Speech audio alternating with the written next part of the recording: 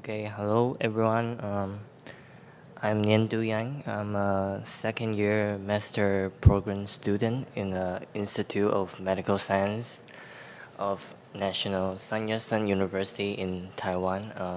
I'll give a brief introduction of myself, about myself.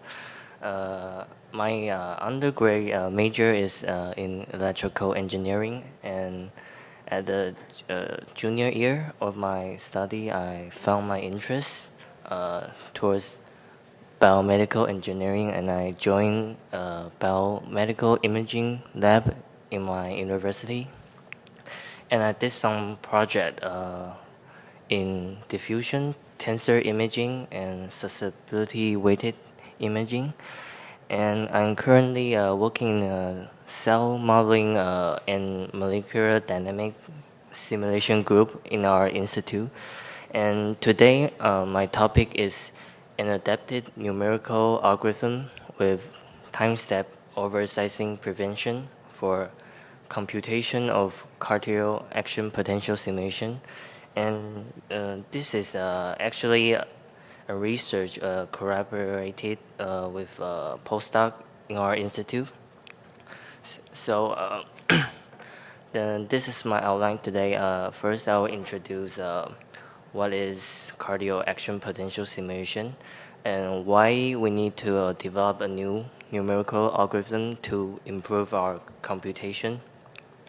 And next, I will show the cell model, the most famous cell model we use for our simulations, and the different numerical methods that are used to evaluate our results. And I'll show some of our results and some prospective clinical application that can be used in the future to validate our computational performance.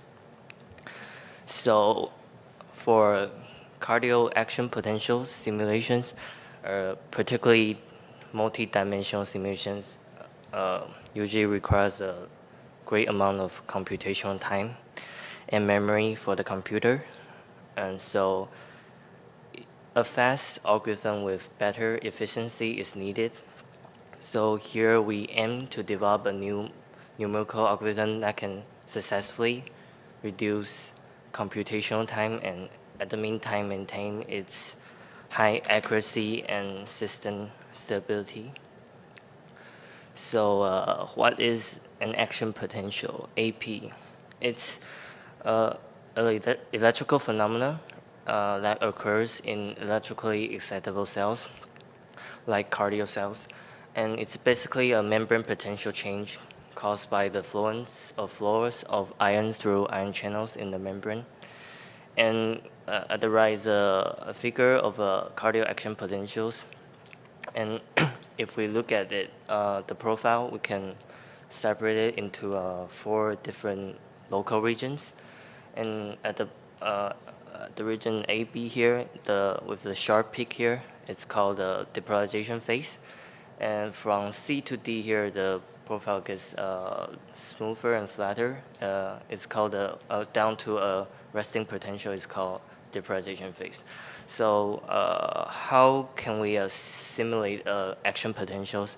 We use mathematical models that consist of equations of a membrane that can explain membrane electrophysiology.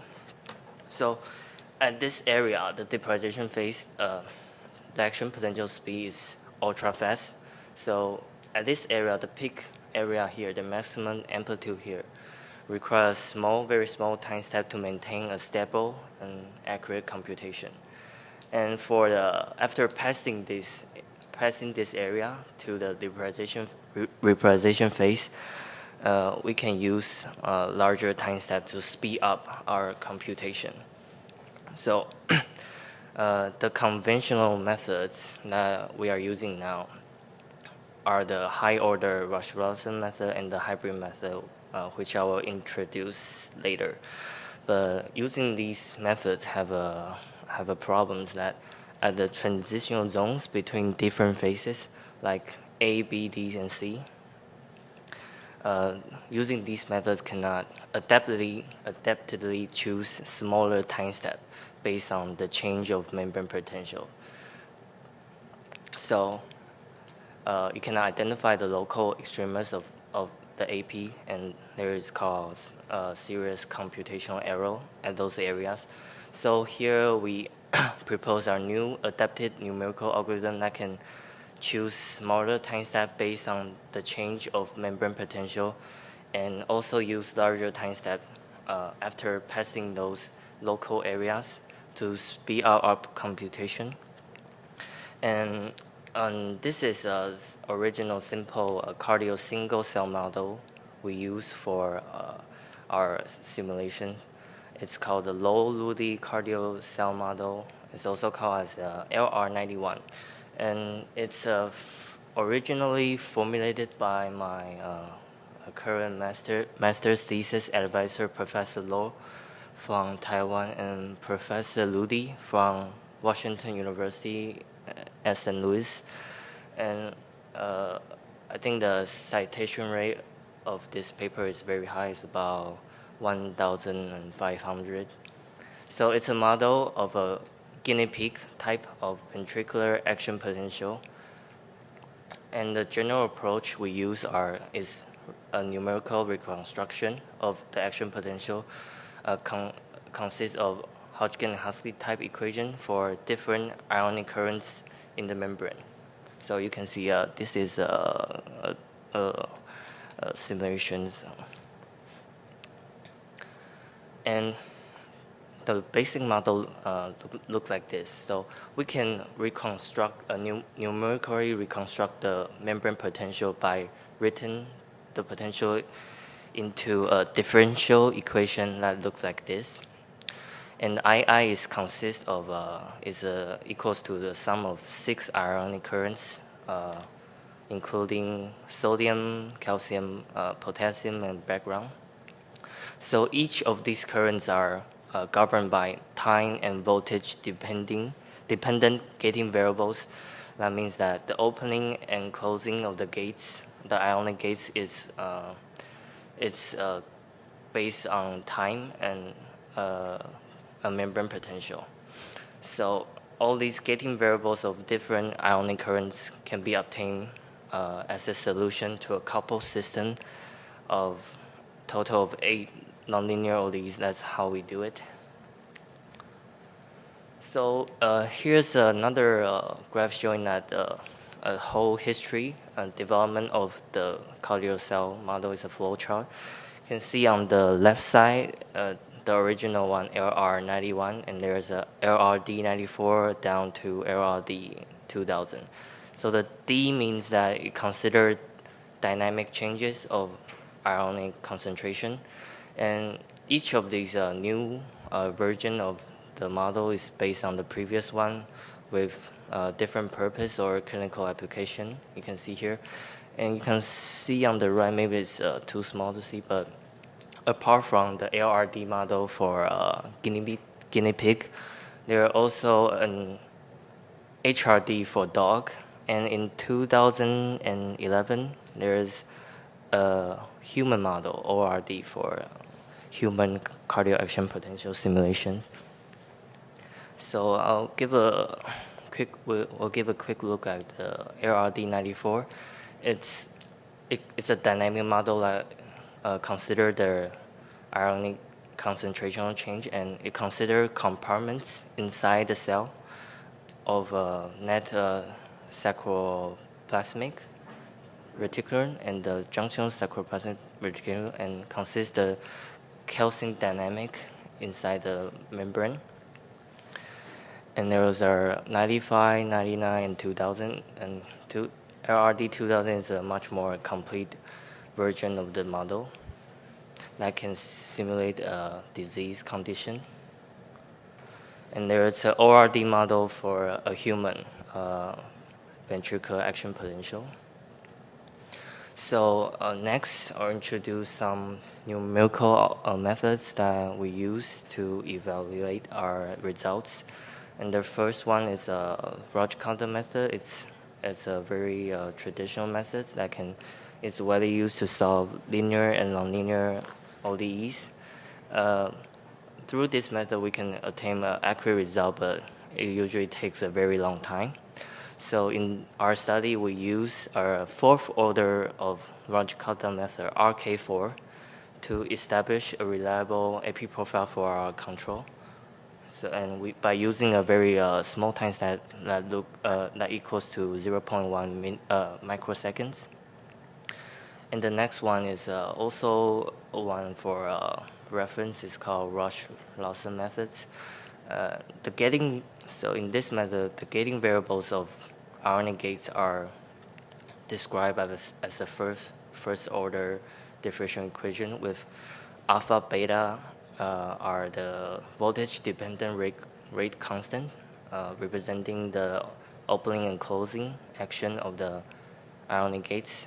And by assuming that alpha, beta are constant when the membrane potential changes slowly, we can obtain an analytical solution that looks like this. So here, the conventional method, hybrid methods that are used today is that you always use adapted time steps that are always smaller than 1 millisecond. And it can adaptively choose its time step based on the change of membrane potential by adding up an upper bound and lower bound potential offset. Using this method has an advantage of it increases the efficiency by reducing the computation time, but it also has a downside is that it inevitably select large time step in those transitional zones that cause computational errors.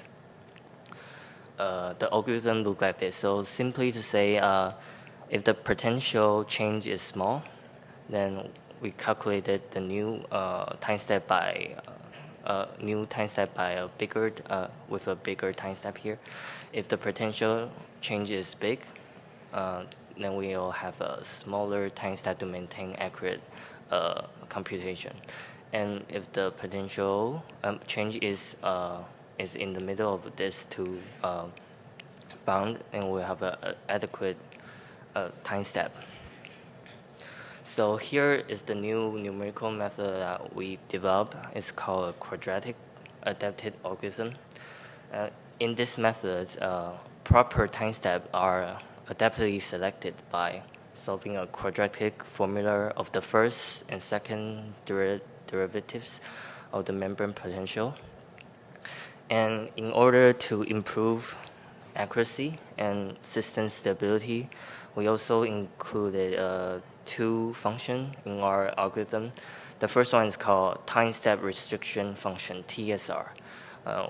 It works to prevent time step from oversizing to avoid abrupt changes that cause error in our computation. And the second one is called extreme locator function, EL function.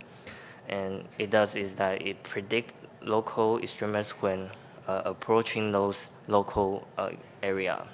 And the two functions here contribute to avoid shape distortion of cardiac action potential during consecutive stimulus that we usually do in our simulation. So the algorithm is pretty much all about mathematics. By using some Taylor expansion and finite difference and stuff, we can solve the new time step by attempting a solution that looks like this. And with EL function and TSR function, we have a special offset here. And for the TSR function, we set the rule that the new time step cannot exceed twice of the old time step to limit the increase of the time step.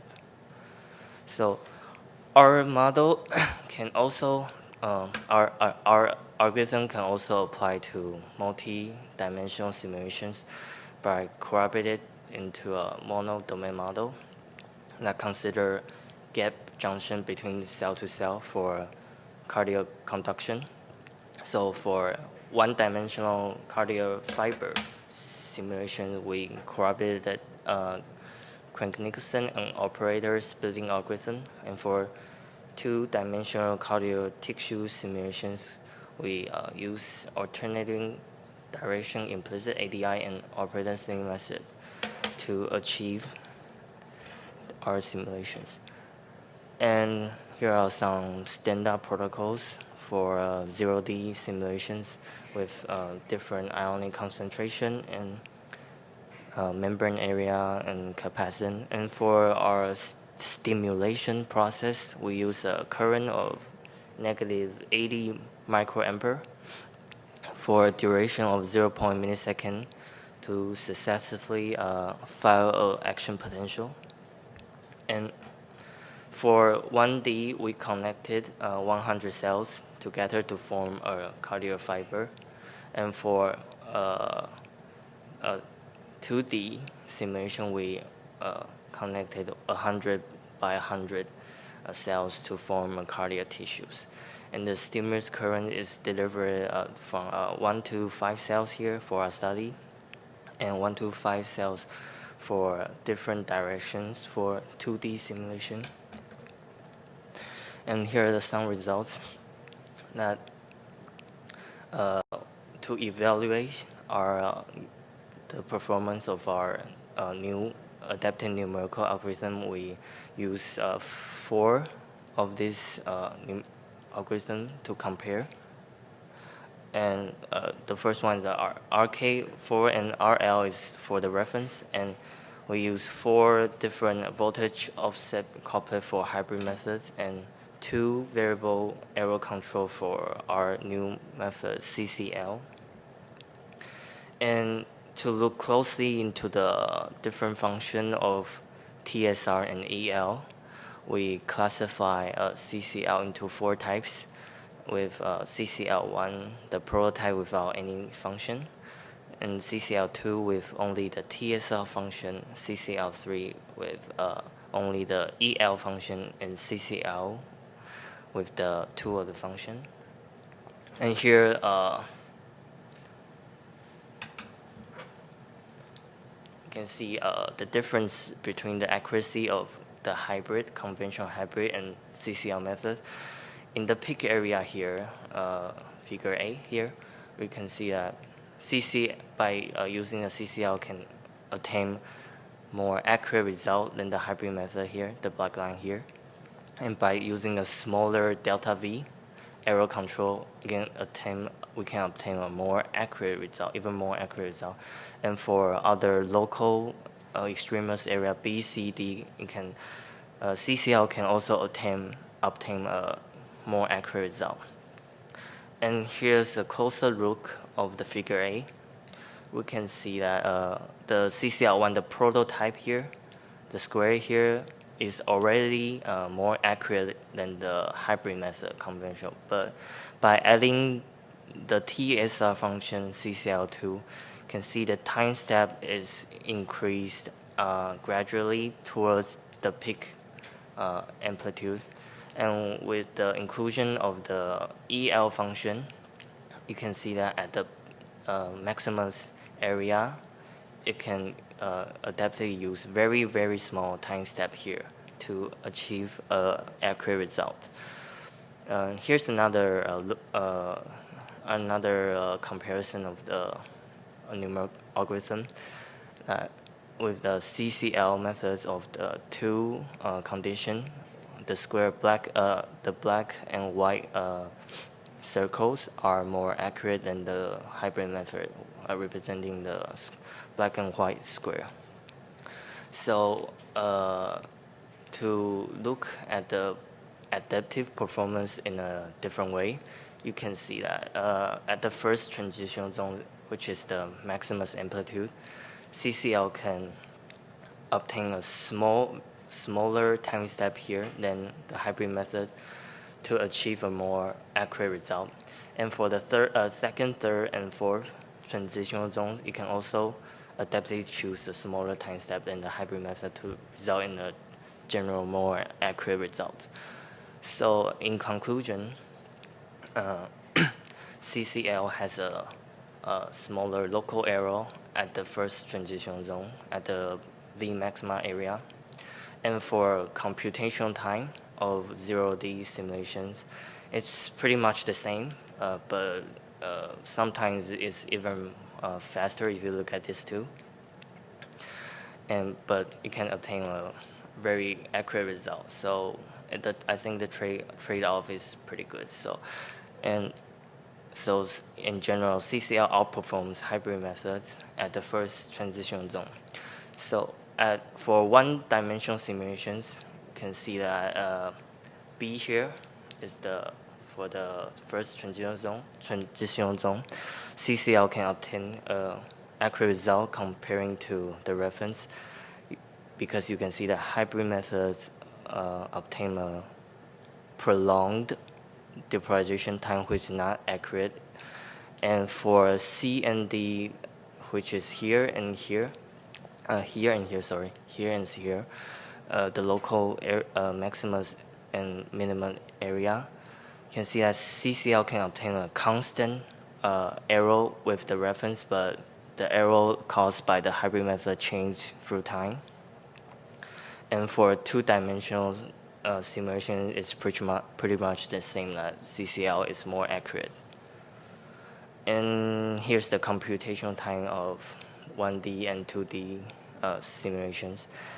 And so you can see the hybrid and CCL is much more faster than the RK4.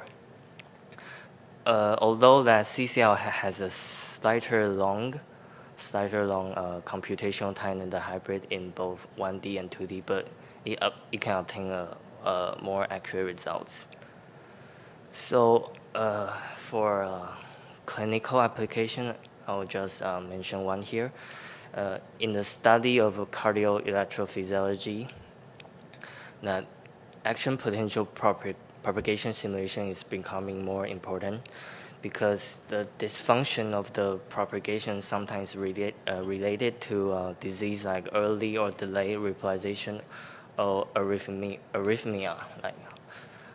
Here we simulate one disease condition is the early after depolarization EAD induced by a drug effect, and we simulated this by using a 85% block on the IKR channel. It's a currents of potassium channel, and we implemented this into the human model that we see earlier.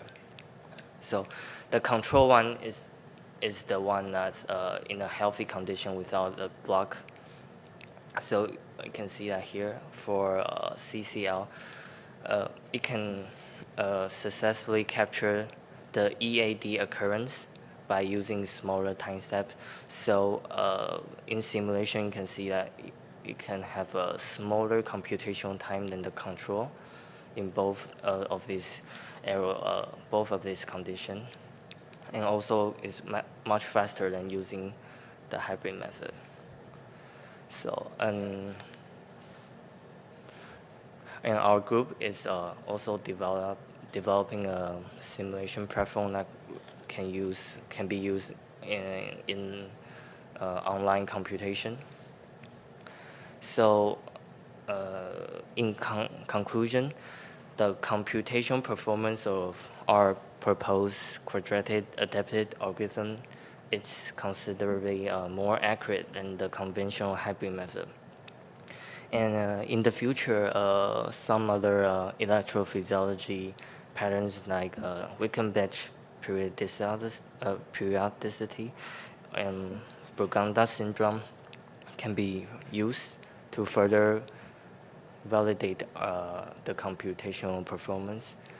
And I think this study is important because for us, because it explains how to improve the computational performance in both accuracy and stability, and probably the most important two things in our computational simulations of biological systems.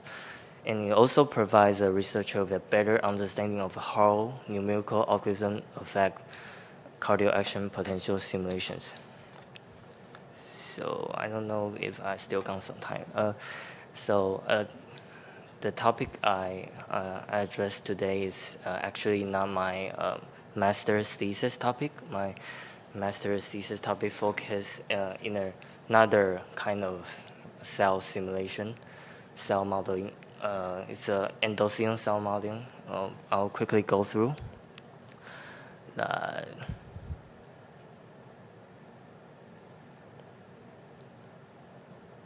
Okay, so I'm currently building up a endothelial cell single model for L5. L5 induced endothelial dysfunction. L5 is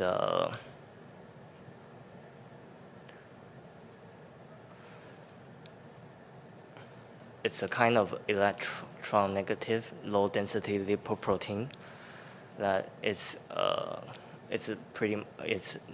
the most negative charge through L1 to L5. That's the different type we classify our proteins. And this kind of protein is harmful for the endothelial cells that can cause apoptosis and thereby cause the dysfunction in endothelial cells. So it's pretty much like a signaling pathway study. Okay, so this is my university in Taiwan. It's a pretty beautiful place that sits between mountains and ocean. It's constantly ranked as a nation top 5 university. So today's my presentation. Thank you.